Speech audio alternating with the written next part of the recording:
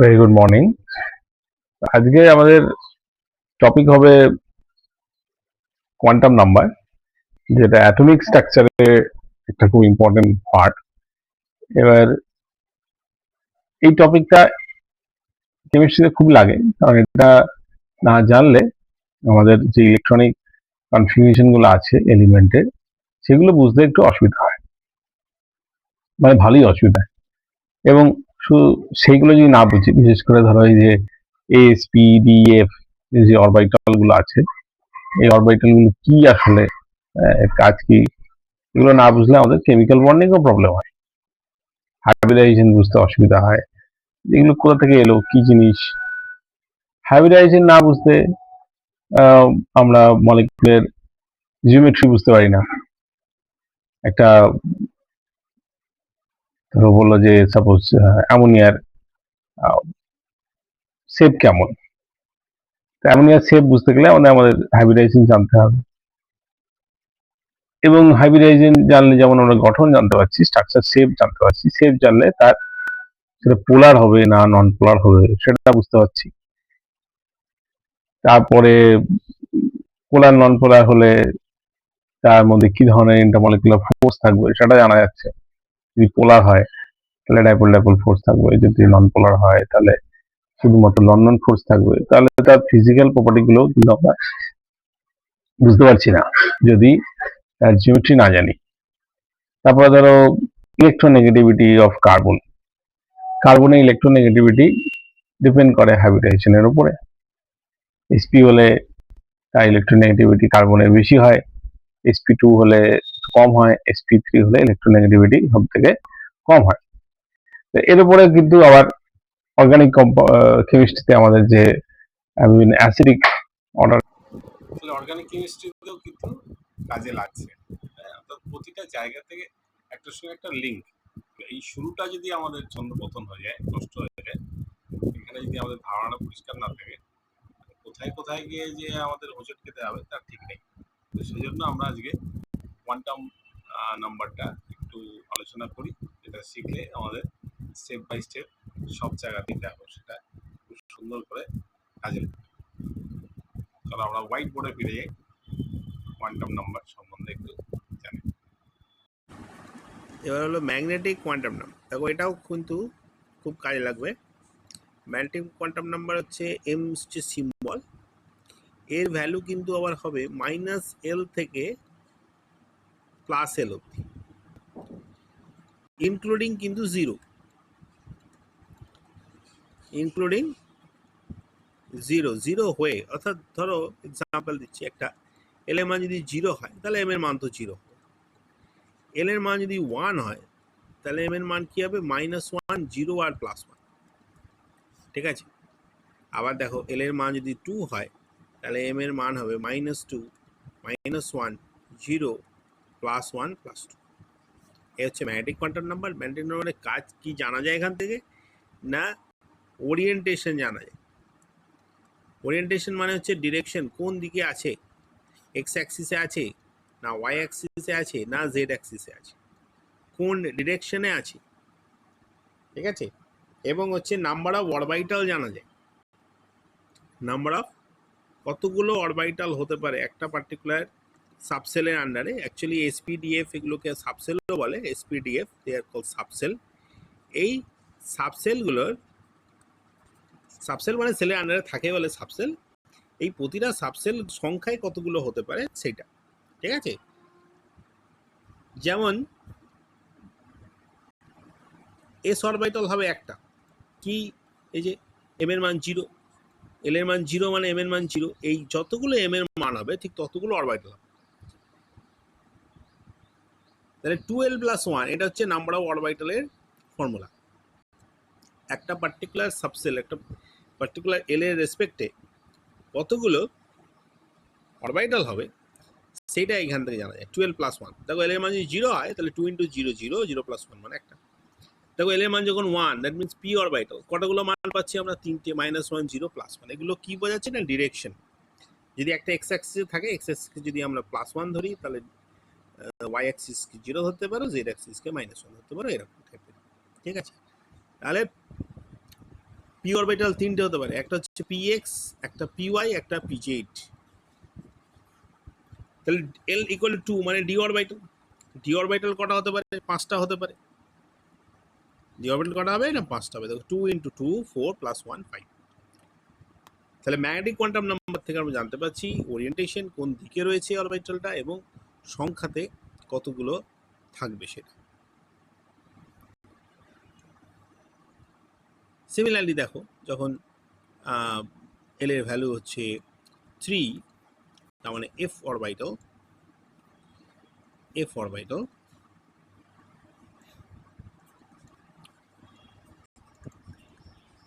তাহলে সম্ভাব্য মান কি হবে? -3, -2, 0,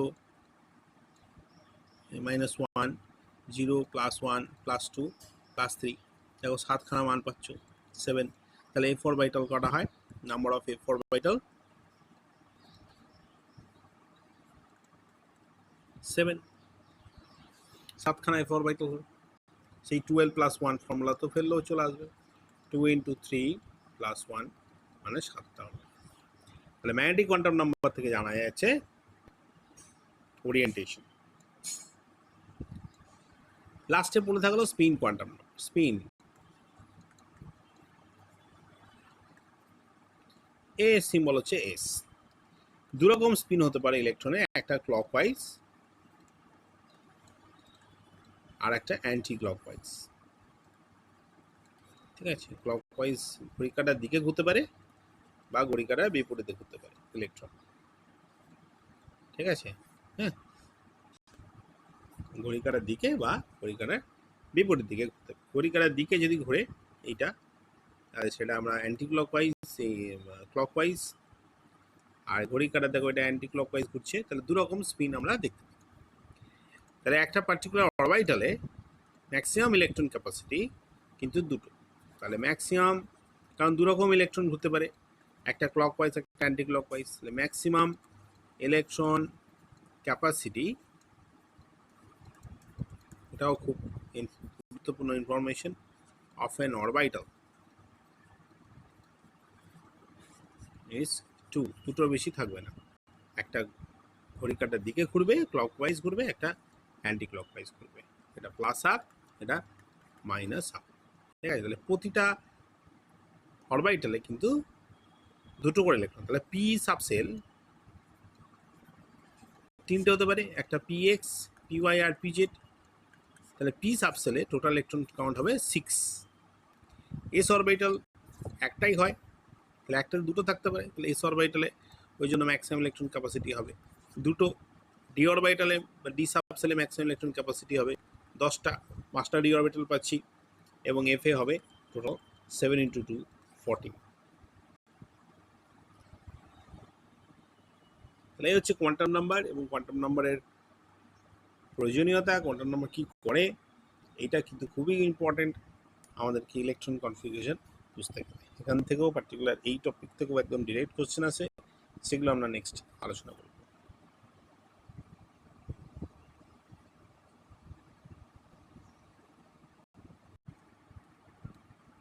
আচ্ছা, কোয়ান্টাম নাম্বার, কোয়ান্টাম নাম্বারের মূল কাজ কি? এটা ইলেকট্রনের প্রপার্টিকে এক্সপ্লেন করে। Explain quantum number explain properties of electron.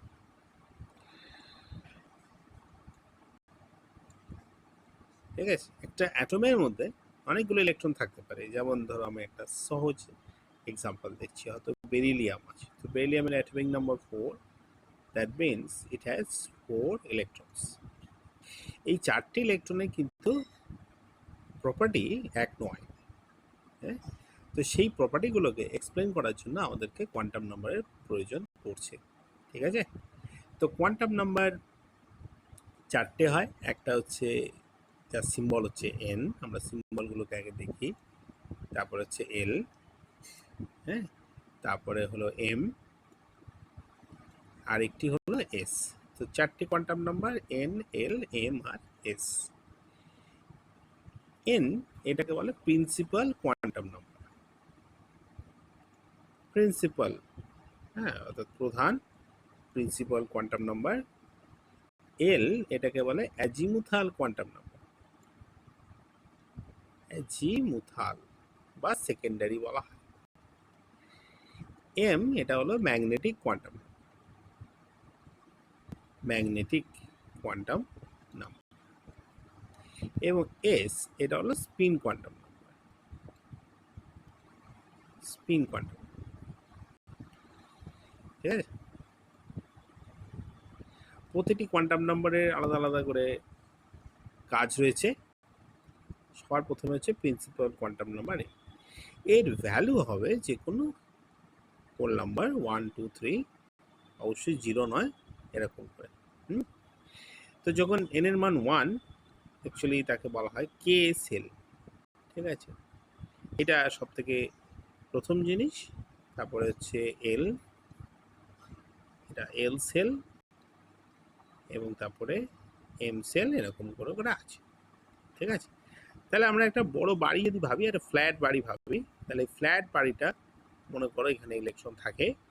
তো ফ্ল্যাট বাড়িতে যেমন লোক থাকে তেমনি একটা বড় ফ্ল্যাট, এটা একটা অ্যাপার্টমেন্ট।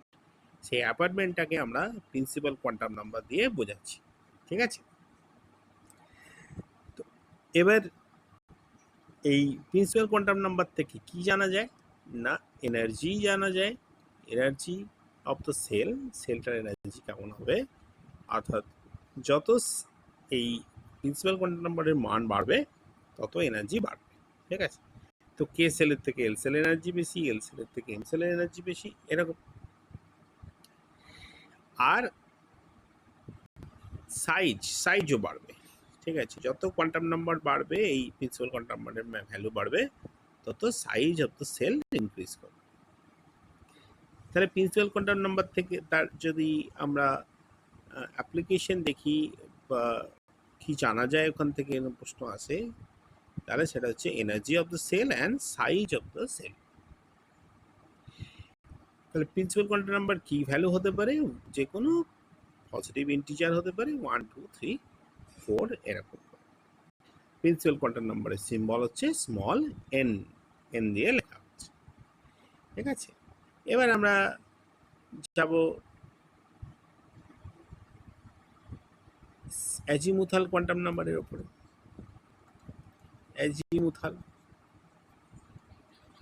অ্যাজিমুথাল কোয়ান্টাম নাম্বার মানে এল, এইটা আমাদেরকে জানায় শেপ অফ অরবিটাল সম্বন্ধে। শেপ অফ অরবিটাল, অরবিটাল এর কনসেপ্ট। অরবিটাল হচ্ছে একটা 3 ডাইমেনশনাল স্পেস, 3 ডাইমেনশনাল এরিয়া, যেখানে ইলেকট্রন থাকতে পারে। তাহলে ফ্ল্যাটের মধ্যে ধরো অনেক ঘর আছে, সেই ঘরগুলো অনেক ছোট ছোট ফ্ল্যাটের মধ্যে আবার ধরো একটা পুরো অ্যাপার্টমেন্ট, তার মধ্যে একটা ছোট ফ্ল্যাট আছে। ঠিক আছে, সেই ফ্ল্যাটটা ভাবতে পারো যে একটা অরবিটাল। তাহলে সেলের মধ্যে, এটা হচ্ছে মনে করো সেল, তো সেলের মধ্যে ইলেকট্রন যে অঞ্চলে থাকে, হ্যাঁ, যে অঞ্চলে থাকে তাকে বলে অরবিটাল।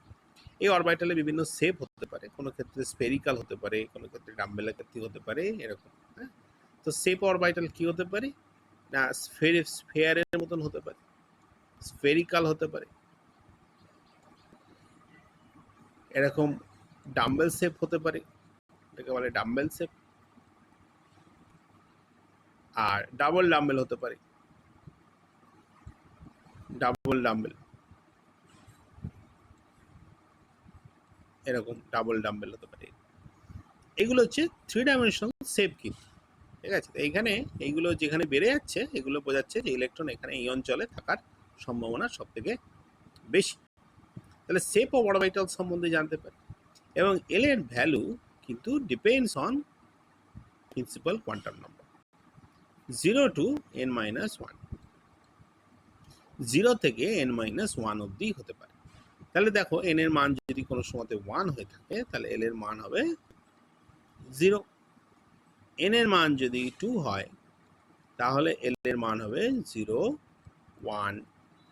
এন এর মান যদি 3 হয়, তাহলে এল এর মান হবে 0 1 2। ঠিক আছে, তাহলে দেখো এন এর ওপরে কিন্তু এল এর ভ্যালু ডিপেন্ড করছে, এন এর ওপরে এল এর ভ্যালু ডিপেন্ডস। তাহলে value of n depends on n, l এর মানের কিন্তু ডিপেন্ড করছে এন এর উপর, এবং কি কি মান হচ্ছে 0 টু n-1। যদি n এর মান তাহলে 4 হয়, কি কি মান হতে পারে নিশ্চয়ই বুঝতে পারছো, 0 1 2 3 হবে। ঠিক আছে, এই হচ্ছে এল এর সম্ভাব্য মান। তো বারবার তোমরা এটাকে রিপিট করে দেখতে পারো ব্যাকে গিয়ে। তাহলে এল এর ভ্যালু ডিপেন্ডস অন এন, কি কি মান হচ্ছে 0 থেকে n-1। আচ্ছা, এরপরে আমরা চলে যাচ্ছি যে এল এর মানের উপরে কিন্তু অরবিটালগুলোর নেম ডিপেন্ড করে। ধরো এদিকে এল দিলাম আর এদিকে হচ্ছে নেম দিচ্ছি। ঠিক আছে, আচ্ছা, 0 সব থেকে মিনিমাম 0 হলে সেটাকে বলে এস অরবিটাল। হ্যাঁ, অরবিটাল, সে অরবিটালের নাম কি। 1 হলে তাকে বলে পি অরবিটাল, 2 হলে তাকে বলে ডি অরবিটাল, 3 হলে এফ অরবিটাল। এটুকু আপাতত আমাদের ক্লাস 11-এ জানলেই চলবে। ঠিক আছে, তো 0 এর জন্য এস, 1 এর জন্য পি অরবিটাল, 2 এর জন্য ডি অরবিটাল, 3 এর জন্য এফ অরবিটাল। তাহলে এল এর মান যদি 0 হয় তার মানে সেটা অবশ্যই এস অরবিটাল। এস অরবিটালের শেপ কেমন? এস অরবিটালের শেপ হচ্ছে স্ফিয়ারের মতন। ঠিক আছে, গোলকাকার, স্ফিয়ার, সার্কেল নয় কিন্তু স্ফিয়ার। ঠিক আছে, 3 ডাইমেনশন। এল এর মান 1 হলে সেটা পি অরবিটাল। পি অরবিটাল দেখতে ডাম্বেলের মতন। 2 হলে ডি অরবিটাল, সেটা ডাবল ডাম্বেলের মতন। আর 3 হলে এফ অরবিটাল, এর শেপ লাগবে না তোমাদের। ঠিক আছে, খুব কমপ্লিকেটেড শেপ দরকার নেই, নট রিকোয়ার্ড। তাহলে এই জায়গাটা আমাদের কিন্তু খুবই ইম্পর্টেন্ট। এল এর ভ্যালু কি হলে সেই অরবিটালের নাম কি হয়ে থাকে। তাহলে সেকেন্ডারি যেটা অ্যাজিমুথাল কোয়ান্টাম নাম্বার, সেখান থেকে আমরা জানতে পারছি যে অরবিটালের শেপ কেমন হবে এবং কি অরবিটালের কি নাম হয়। ঠিক আছে, এবার হলো ম্যাগনেটিক কোয়ান্টাম নাম্বার। দেখো এটাও কিন্তু খুব কাজে লাগবে। ম্যাগনেটিক কোয়ান্টাম নাম্বার হচ্ছে এম হচ্ছে সিম্বল, এর ভ্যালু কিন্তু আবার হবে -L থেকে +L অবধি, ইনক্লুডিং কিন্তু 0, ইনক্লুডিং 0 হয়ে, অর্থাৎ ধরো এক্সাম্পল দিচ্ছি, একটা এল এর মান যদি 0 হয় তাহলে এম এর মান তো 0 হবে। এল এর মান যদি 1 হয় তাহলে এম এর মান কি হবে? -1, 0 আর +1। ঠিক আছে, আবার দেখো এল এর মান যদি 2 হয় তাহলে এম এর মান হবে -2, -1, 0, +1, +2। এ হচ্ছে ম্যাগনেটিক কোয়ান্টাম নাম্বার। ম্যাগনেটিক নাম্বারের কাজ কি জানা যায় এখান থেকে? না, ওরিয়েন্টেশন জানা যায়। ওরিয়েন্টেশন মানে হচ্ছে ডিরেকশন, কোন দিকে আছে, এক্স অ্যাক্সিসে আছে না ওয়াই অ্যাক্সিসে আছে না জেড অ্যাক্সিসে আছে, কোন ডিরেকশনে আছে। ঠিক আছে, এবং হচ্ছে নাম্বার অফ অরবিটাল জানা যায়। নাম্বার অফ কতগুলো অরবিটাল হতে পারে একটা পার্টিকুলার সাবসেলের আন্ডারে। অ্যাকচুয়ালি এসপিডিএফ এগুলোকে সাবসেলও বলে, এসপিডিএফ দে আর কল সাবসেল। এই সাবসেলগুলোর, সাবসেল মানে সেলের আন্ডারে থাকে বলে সাবসেল, এই প্রতিটা সাবসেল সংখ্যায় কতগুলো হতে পারে সেটা। ঠিক আছে, যেমন এস অরবিটাল হবে একটা, কি এই যে এম এর মান 0, এল এর মান 0 মানে এম এর মান 0, এই যতগুলো এম এর মান হবে ঠিক ততগুলো অরবিটাল হবে। তাহলে 2l+1 এটা হচ্ছে নাম্বার অফ অরবিটালের ফর্মুলা। একটা পার্টিকুলার সাবসেল, একটা পার্টিকুলার এল এর রেসপেক্টে কতগুলো অরবিটাল হবে সেটা এখান থেকে জানা যায়। 12+1, দেখো এল এর মান যদি 0 হয় তাহলে 2 × 0 0, 0+1 মানে একটা। দেখো এল এর মান যখন 1, দ্যাট মিনস পি অরবিটাল, কতগুলো মান পাচ্ছি আমরা? 3টে, -1, 0, +1। এগুলো কি বোঝাচ্ছে না? ডিরেকশন। যদি একটা এক্স অ্যাক্সিসে থাকে, এক্স অ্যাক্সিসকে যদি আমরা +1 ধরি তাহলে ওয়াই অ্যাক্সিসকে 0 ধরতে পারো, জেড অ্যাক্সিসকে -1 ধরতে পারো, এরকম টাইপের। ঠিক আছে, তাহলে পি অরবিটাল 3টে হতে পারে, একটা হচ্ছে px, একটা py, একটা pz। তাহলে l = 2 মানে ডি অরবিটাল। ডি অরবিটাল কটা হতে পারে? 5টা হতে পারে। যে অরবিটাল কটা হবে না 5টা হবে, দেখো 2 × 2 4 + 1 5। তাহলে ম্যাগনেটিক কোয়ান্টাম নাম্বার থেকে আমরা জানতে পারছি ওরিয়েন্টেশন কোন দিকে রয়েছে অরবিটালটা এবং সংখ্যাতে কতগুলো থাকবে সেটা। সিমিলারলি দেখো যখন এল এর ভ্যালু হচ্ছে 3, তার মানে এফ অরবিটাল,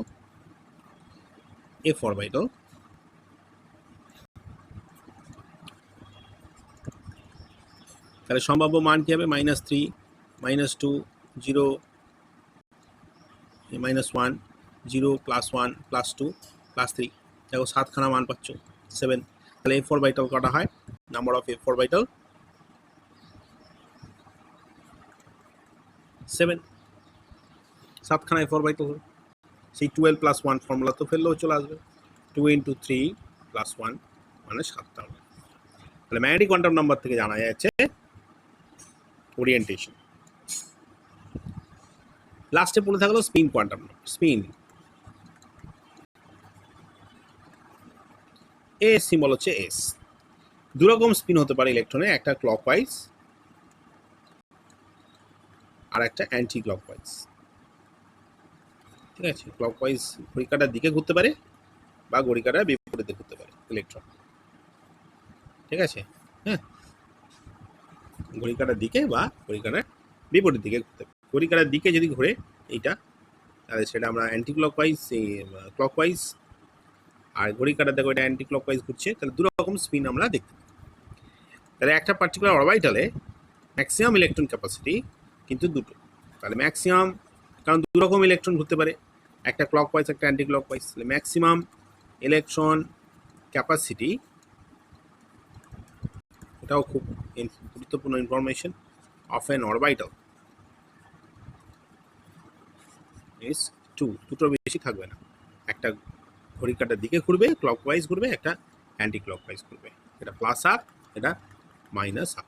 ঠিক আছে, তাহলে প্রতিটা অরবিটালে কিন্তু দুটো করে ইলেকট্রন। তাহলে পি সাবসেল 3টে হতে পারে, একটা PX, PY আর PZ। তাহলে পি সাবসেলে টোটাল ইলেকট্রন কাউন্ট হবে 6। এস অরবিটাল একটাই হয়, তাহলে একটা দুটো থাকতে পারে, তাহলে এস অরবিটালে ওই জন্য ম্যাক্সিমাম ইলেকট্রন ক্যাপাসিটি হবে দুটো। ডি অরবিটালে বা ডি সাবসেলে ম্যাক্সিমাম ইলেকট্রন ক্যাপাসিটি হবে 10টা, 5টা ডি অরবিটাল পাচ্ছি, এবং এফ এ হবে টোটাল 7 × 2 14। তাহলে এই হচ্ছে কোয়ান্টাম নাম্বার এবং কোয়ান্টাম নাম্বারের প্রয়োজনীয়তা, কোয়ান্টাম নাম্বার কী করে, এটা কিন্তু খুবই ইম্পর্টেন্ট আমাদেরকে ইলেকট্রন কনফিগারেশন বুঝতে গেলে। এখান থেকেও পার্টিকুলার এই টপিক থেকেও একদম ডিরেক্ট কোশ্চেন আছে, সেগুলো আমরা নেক্সট আলোচনা করব।